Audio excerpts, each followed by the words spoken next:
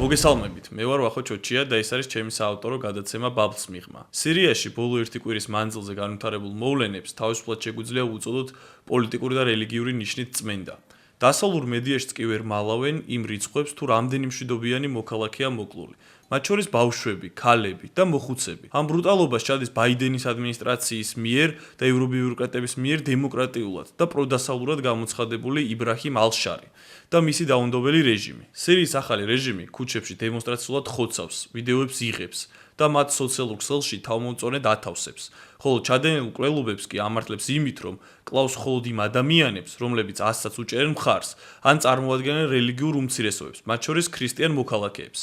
პოლიტიკური და რელიგიური ნიშნით პირდაპირ მნიშვნელობის სასაკლაოა გამართული სირიაში. არსებობს ამის ათასობით ვიდეო მტკიცებულება. თუმცა ეს მძიმე კადრებიც კი არ აღმოჩნდა საკმარისი ევროპელი ლიდერებისა და ევროპელი ბიუროკრატებისთვის, რომლებიც სულ ცოტა ხნის წინ სირიაში დროებითი მთავრობის ხელმძღვანელს იბრაჰიმ ალ-შარს სტუმრობდნენ. ევროკავშირსა და სირიის შემდგომ პარტნიორული ურთიერთობებს განიხილავდნენ და სირიელ ხალხს დიქტატორული რეჟიმის ცვლილებებს ულოცავდნენ. პარალელურად კი სირიაში არსებულ დემოკრატიულ გარდაქმნებზე საუბრობდნენ. მეტიც, არათუ ევროპელი ლიდერები დუმდნენ, არამედ დუმდა მთელი ევროპული ბიუროკრატია. ერთადერთი რეაქცია, რომელიც ევრობიუროკრატიამ ათასობით ადამიანის მკვლელობის შესახებ არსებულ ტრაგედიაზე გაიმეტა, იყო ევროკომისიის საგარეო ოფისის მოკლე განცხადება სოცქსელში, სადაც მათ უტიფრად პასუხისმგებლობა არსებული ხელისუფლებიდან გადაიტანეს ასადის მომხრეებსა და მშვიდობიან მოქალაქეებზე. ამ სულისჩემძვრელი ვიდეოების სოცქსელებში გამოქვეყნების შემდეგ ახალი რეჟიმი ევროკომისიამ ბრიუსელში დონორების კონფერენციაზე მიიწვია. ის საერთაშორისო ორგანიზაციები თუ პოლიტიკური აქტორები,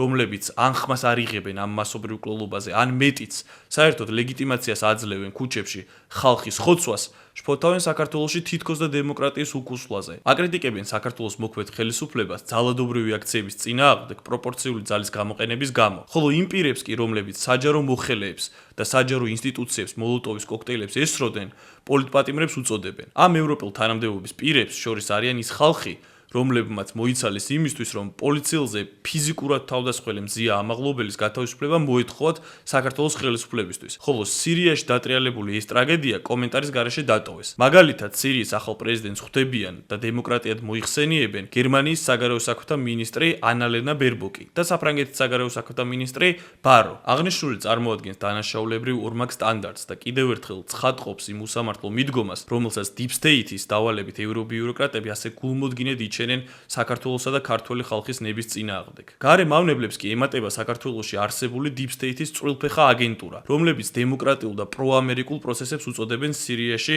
დასმულ რეჟიმს. ქართულმა ოპოზიციამ, პროდასავლურმა ოპოზიციამ 4-ვე პარტიამ, მეოთხე აქ არ არის წარმოდგენილი, ჩვენი ხელმოწერით გავაგზავნეთ მიმართვა სირიის ახალ ხელისუფლებას, რომელიც მიუხედავად რუსეთის წინააღმდეგობისა დღეს სათავეში უდგას საკუთარ ქვეყანას და ასადი მოგეხსენებათ, რომ დაემხო კაცთ მოძულე რეჟიმი ასადის დაემხო და სირია დღეს ნელ-ნელა დგება ფეხზე.